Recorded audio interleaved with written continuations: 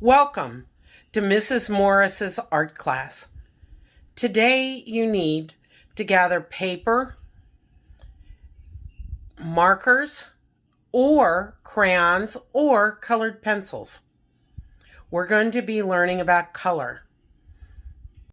Inspiration for this art project is artist Wassily Kandinsky.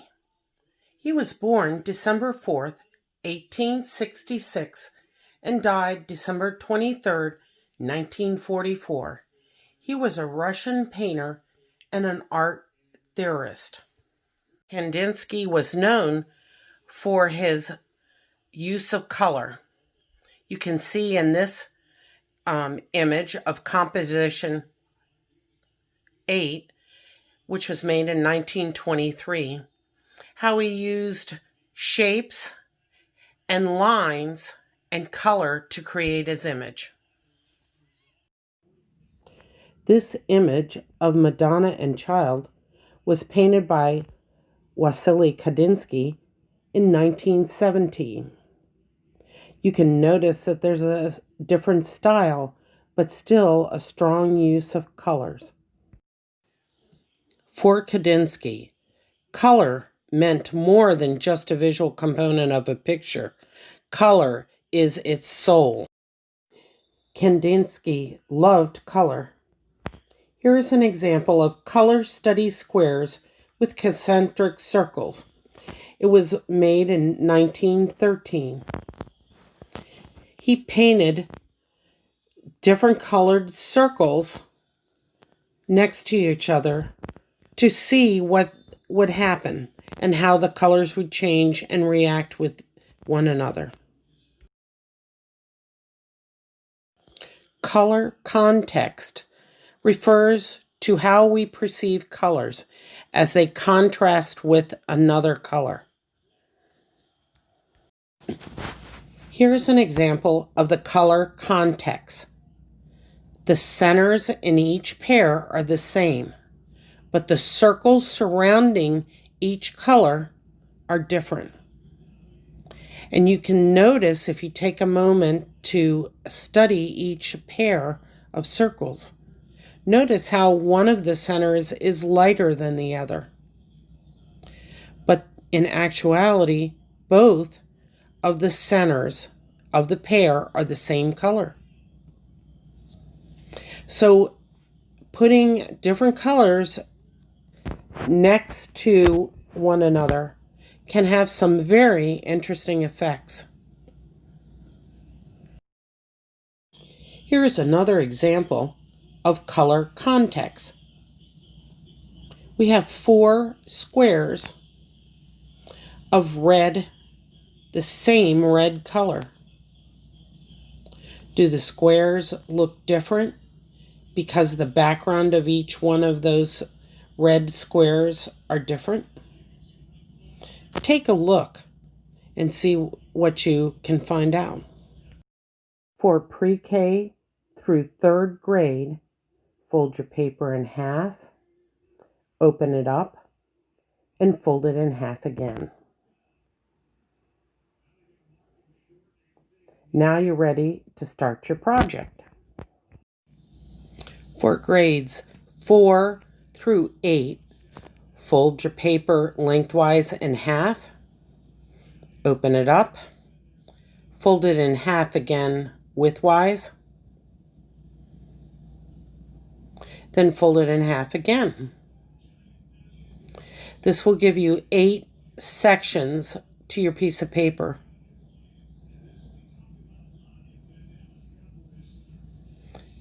And let's get started. So now you're ready to choose your markers, crayons, or colored pencils. Today I'm going to use the markers so you can see it more clearly on the video. Now we're ready to go.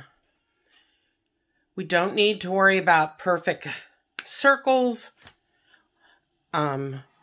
We just need to just get started. So I'm going to color in my first circle orange.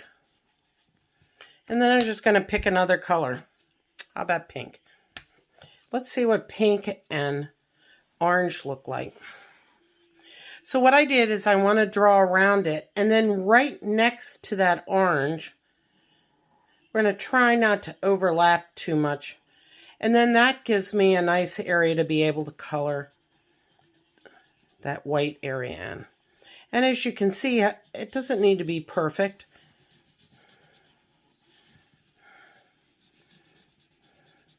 Now, if you want to jump around, since you've got this pink, and you might want to put a pink circle over here, that's okay. Our idea is to see what this looks like next to other colors. So what does this pink color look like next to orange? And maybe what the pink looks like next to purple. We want to fill up the whole page with these circles.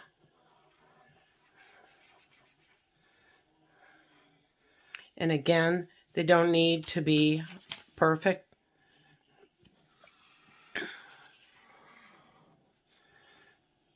So I'm just going to continue along and start putting different colors circles next to each other.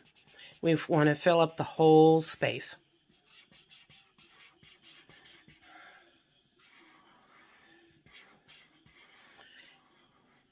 So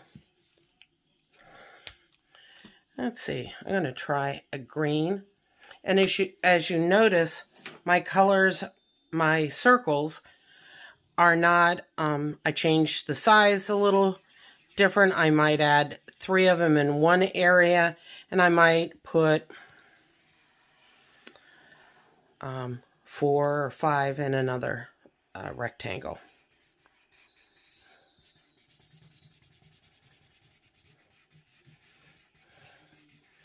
And just fill in the area. Our idea is to look at these colors and see how they react next to each other. Now I went over a little bit, so what I'm going to do is just make a little circle around there. And that'll give me another shade to look at.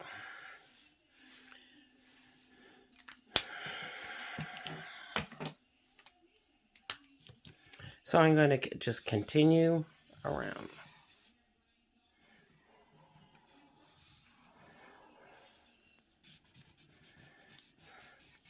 Don't worry if your circles aren't perfect or if there's a bubble or a little imperfection. Don't worry about it. They're going to look beautiful when it's done.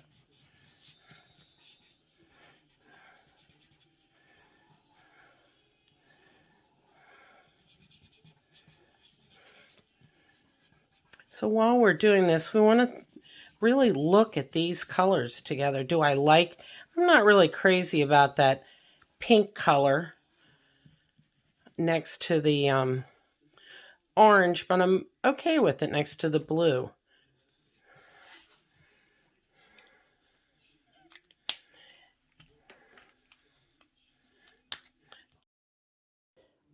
I'm ready now to finish off this rectangle.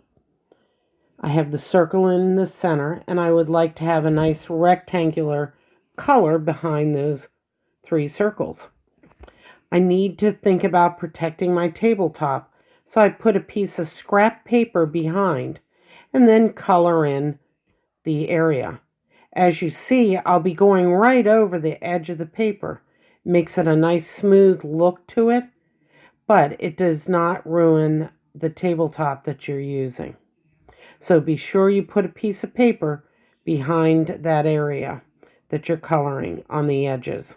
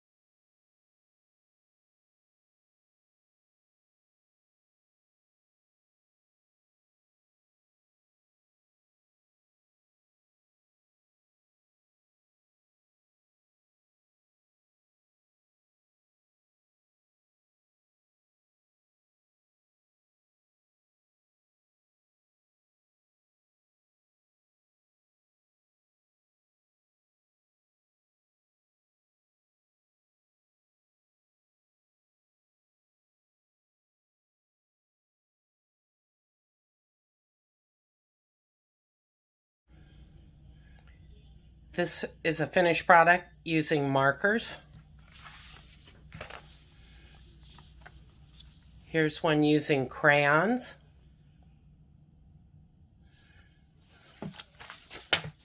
Here's an example of colored pencils. Look carefully this week for the colors around you. Look at how each color looks next to each other, or if you have some favorite colors. Have a wonderful week, and I will see you next week in class. Thank you.